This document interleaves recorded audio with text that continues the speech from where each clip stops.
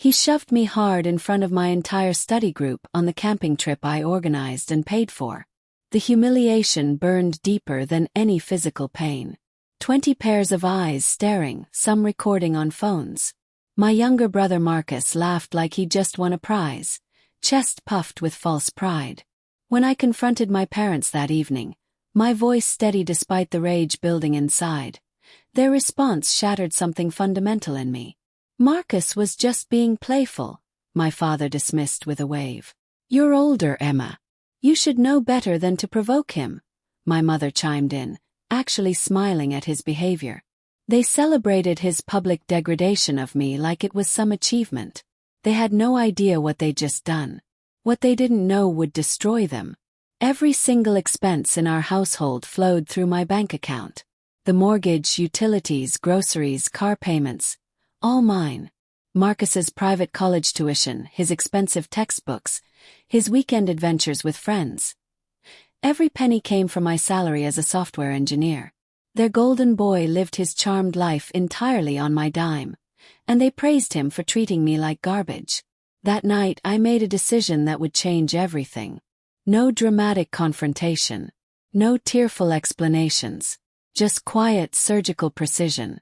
I canceled every automatic payment, closed every account they had access to, and redirected my financial support into my own savings.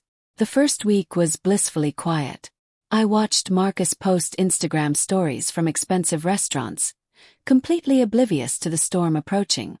My parents continued their routine, confident in their monthly allowances that would never come again.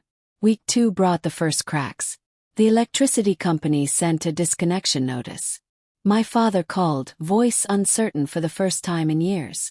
Emma, sweetheart, could you help us out with a small loan? Just temporary. I told him I was swamped with work deadlines and hung up before he could respond. By week 3, Marcus's college had placed a hold on his account. Suddenly, their scholar son became just another delinquent student facing academic suspension.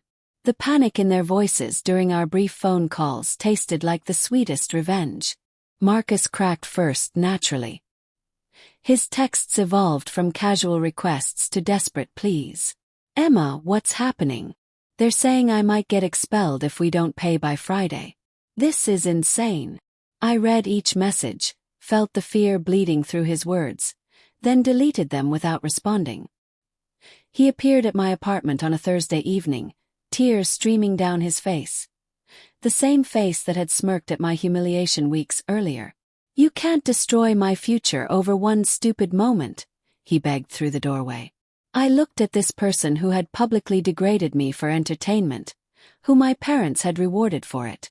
Your future was never yours to begin with, I replied calmly, closing the door on his sobs. My parents came next, no longer the confident authority figures who had dismissed my pain. They blamed me for being vindictive, for abandoning family loyalty. The irony was perfect. Family meant everything when they needed something, but meant nothing when I needed basic respect. The collapse accelerated beyond my wildest expectations.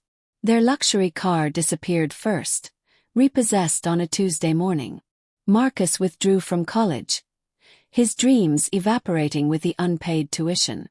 His fair-weather friends vanished the moment his credit card stopped working.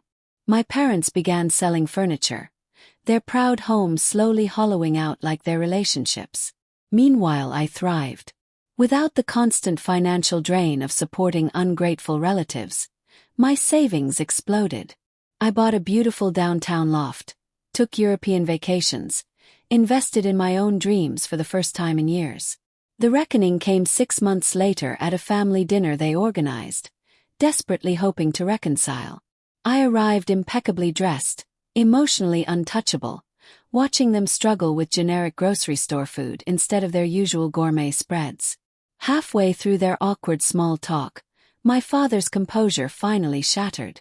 You think money makes you better than your own family, he shouted, face red with impotent rage. I set down my fork deliberately, meeting each of their eyes with laser focus.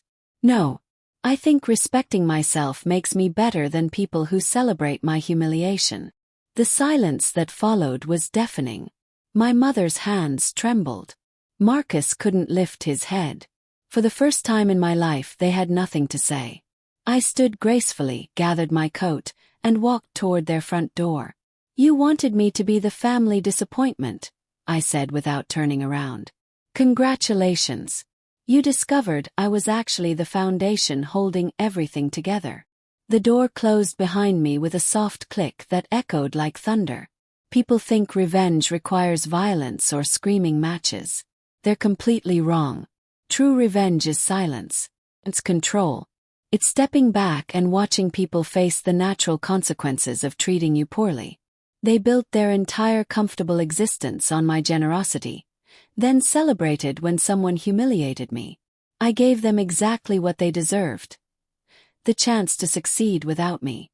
They failed spectacularly, proving that their golden child was fool's gold, and their confident dismissal of my worth was the most expensive mistake they ever made. I sleep perfectly at night, knowing that sometimes the most powerful thing you can do is simply stop carrying people who see you as disposable.